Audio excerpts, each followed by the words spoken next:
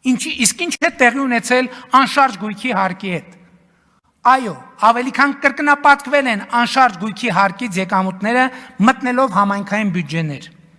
Վերադառնալով անշարժ գույքի այդքան քննարկված եւ քննադատված հարկի նոր դրույքաչափերին, պիտի ընդգծեմ, որ իրականացված փոփոխությունները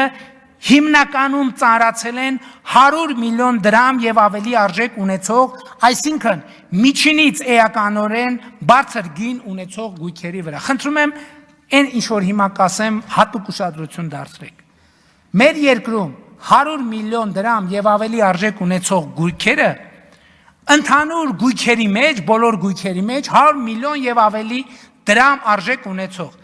0.62%-ն են։ Պատկերացրեք, մեր երկրում եղած գույքերի 0.62%-ն է, որոնց արժեքը 100 միլիոն դրամ եւ ավելի է։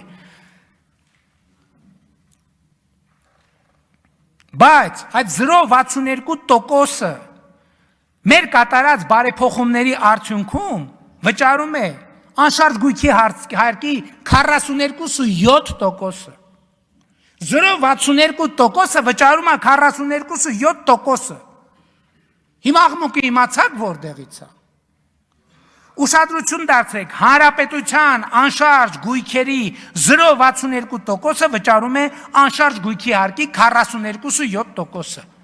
Ասել է, թե անշարժ գույքի հարկի համակարգի մեր իրականացրած բարեփոխումները առնվազն մի էական մասով նույնպես տեղավորվում են թալանածը վերադարձնելու տրամաբանության մեջ,